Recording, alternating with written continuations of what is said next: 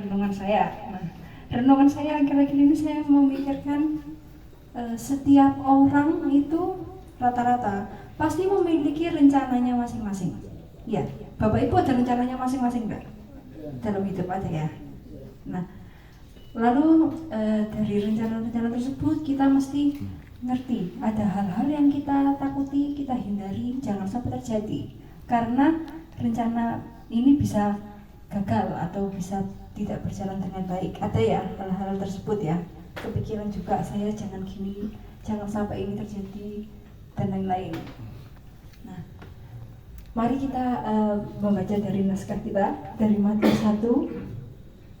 Ini salah satu contoh seseorang yang mempunyai rencananya. Matius 1 ayat 18.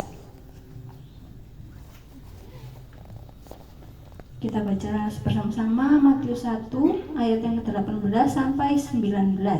Yang sudah ketemu katakan amin. Oh belum.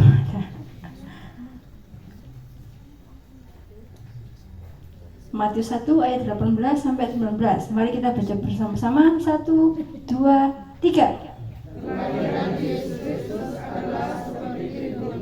Pada waktu Maria ibunya bertunangan dengan Yusuf, ternyata dia mengandung dari Roh Kudus sebelum mereka hidup sebagai suami istri. Karena Yusuf suaminya seorang yang tulus hati dan tidak mau mencemarkan nama istrinya bukan-bukan, dia bermaksud menceraikannya dengan diam-diam. Amin. Nah, ini salah satu cerita kehidupan seseorang, kehidupan Yusuf.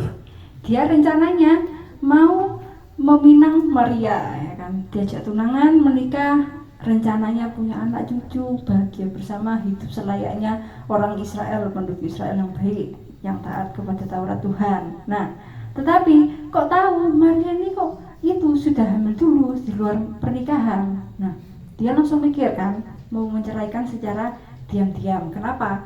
Karena hal yang ditakuti adalah Taurat itu kan membahas banyak tentang moralitas hubungan suami istri. Di Imamat itu banyak, saudara. Kalau kita baca itu tentang hubungan suami istri dan lain itu sangat dianu. Dan yang terjadi pada Maria ini hukumannya berat.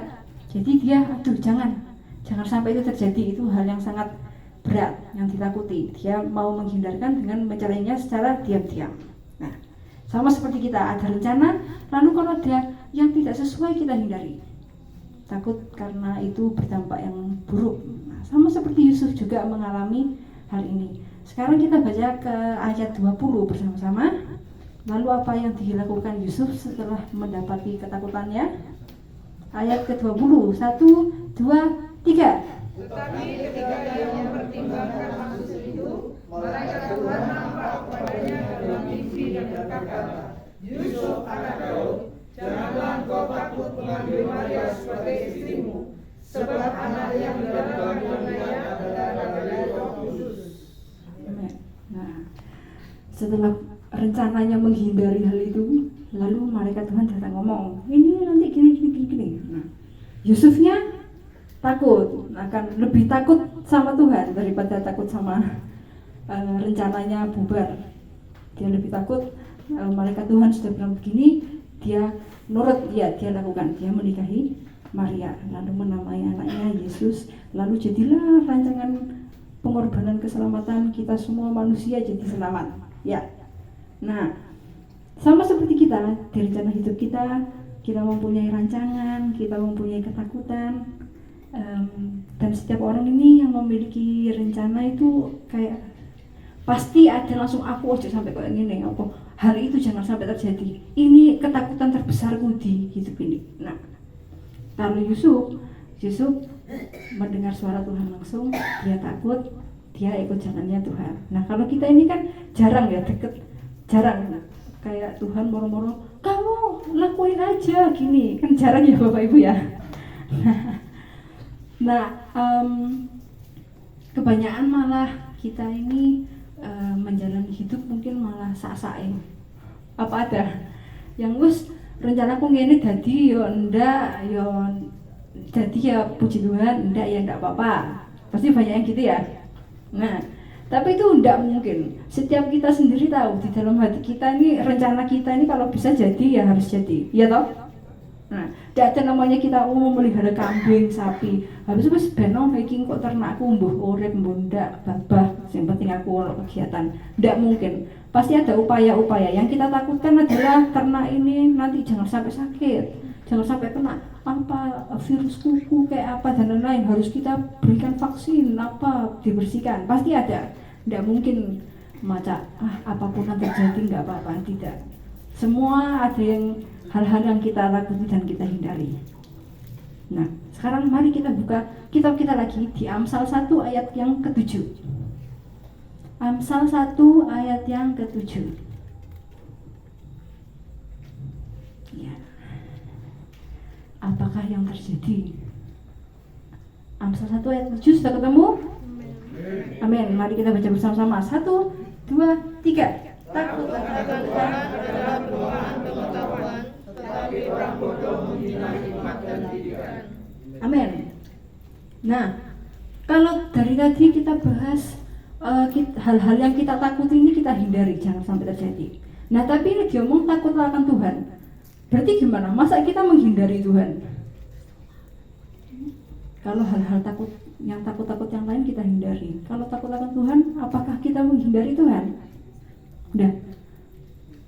Kebanyakan malah, iya betul. Kebanyakan merasa bersalah. Aduh, saya sungguh berdosa kemarin, saya membuat ini, membuat itu, sungguh mengecewakan hati Tuhan. Atau mungkin contohnya saya ya. Saya merokok, kalau datang ke gereja, aduh, pasti mendukakan hati Tuhan, menjadi batu sandungan orang lain. Tak hindari Tuhan, tambah nggak datang sama sekali ibadah. Nah gitu, kita pikir simpel aja itu baik apa enggak kira-kira? Enggak ya? Harusnya ya beribadah, ngapain menghindari Tuhan, betul?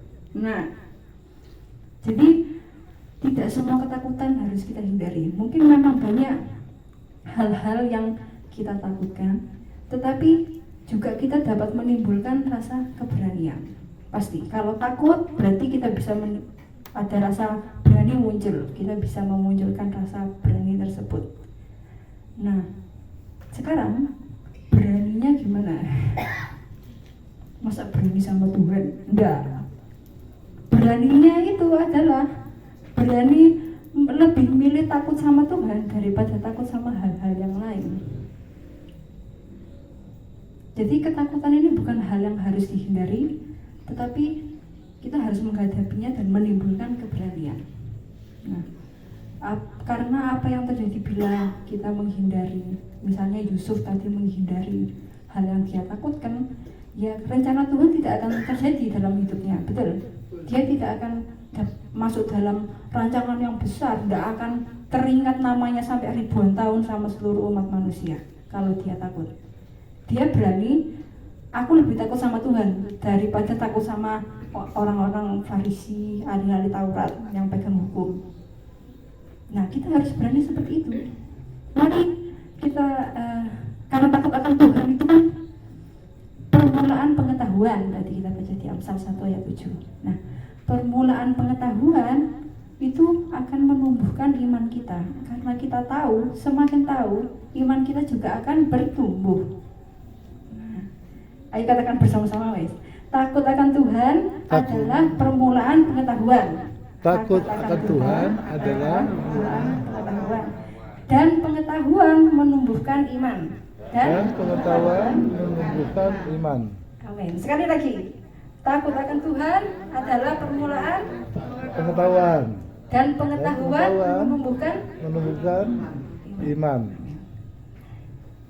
Karena tanpa takut akan Tuhan tidak akan ada pengetahuan, dan kita menjadi mudah disesatkan oleh kekhawatiran di dunia. Tadi Papa sempat mengatakan biarlah hati kami menjadi tanah yang subur, yang ditanam di tanah yang subur menjadi benih bertumbuh dan berbuah. Nah, ini kita kalau baca di Lukas 8 ayat 14, nah itu kan yang jatuh dalam semak duri ialah orang yang telah mendengarkan firman itu, dan dalam pertumbuhan selanjutnya mereka terhimpit oleh kekhawatiran dan kekayaan dan kenikmatan hidup, sehingga mereka tidak menghasilkan buah yang matang. Nah, kalau kita tidak takut akan Tuhan, terus kita tidak berpengetahuan, kita gampang disesatkan, gampang khawatir, gampang dikhawatirkan sama kesenangan dunia, kekayaan.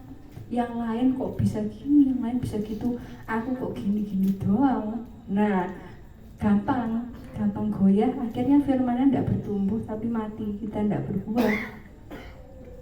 Nah, mungkin contoh, kalau mungkin saya tadi mencontohkan, aku tidak suka ke gereja karena di gereja sedikit-sedikit, hei kamu CO2, maksudnya CO2 merokok, kamu ngapain ke gereja? Nah, kalau saya ngikuti itu, kan saya tidak ke gereja belas, malah saya tidak semakin mengenal Tuhan Yesus mungkin, atau saya tidak ada kesempatan untuk berpelayanan dan lain-lain. Nah, saya lebih takut sama Tuhan. Saya tidak mau menghakimi orang-orang tersebut, tidak tak ambil hati, saya tetap ibadah, gitu. Karena takut akan Tuhan, ya kan? Nah, karena saya takut akan Tuhan, saya beribadah terus lah, nggak peduli. Saya juga tidak bikin pusing yang lain-lain. Saya mempelajari firman Tuhan akhirnya kan, karena beribadah saya jadi semakin belajar, bertumbuh, mengerti. Nah, akhirnya saya jadi tahu kan, karena takut akan Tuhan adalah awal pengetahuan. Saya jadi tahu loh, ternyata ya rokok itu mungkin bukan, itu perikopnya bukan perzinahan, bukan merokok, itu perikopnya perzinahan, Percabulan. ya percabulan ternyata percabulan gitu. Jadi ya nggak apa-apa, aslinya belum tentu juga merokok nggak boleh, nggak apa-apa. Malah Tuhan Yesus ngomong, karena saya takut akan Tuhan, berpengetahuan, saya lebih tahu lagi. Nah, karena Tuhan Yesus sendiri ngomong yang haram itu bukan yang masuk, tapi yang keluar yang haram. Maksudnya adalah kamu ngomongi orang, oh kamu ini salah, itu salah, yang benar itu gini, itu loh yang salah, malahan itulah yang haram. Nah, mendingan aku diem doang, ngerokokan dewe, nggak nyelatuk orang-orang gitu kan ya, kan bertumbuh kan imannya, nggak ambil sakit hati, ya tetap beribadah santai-santai aja. Nah, mungkin contoh-contoh yang lain apa ya? Mungkin kita mau tetap hidup sehat, rencana kita adalah kita mau hidup sehat, nggak usah sakit yang aneh-aneh, biar mati langsung mati gitu. Nah, kita tapi habis itu ketakutan sama virus. Virus sekarang kayak HP smartphone, update-nya banyak. Ada virus COVID, habis COVID ada Omikron, dan lain-lain gitu ya. Ada flu Singapura, wis tambah aneh, kita semakin takut. Nah, mendingan kita lebih takut sama Tuhan ya kan. Kita lebih takut sama Tuhan dan kita akhirnya mengerti, berpengetahuan. Oh, di Amsal itu ada tertulis 17 ayat 22.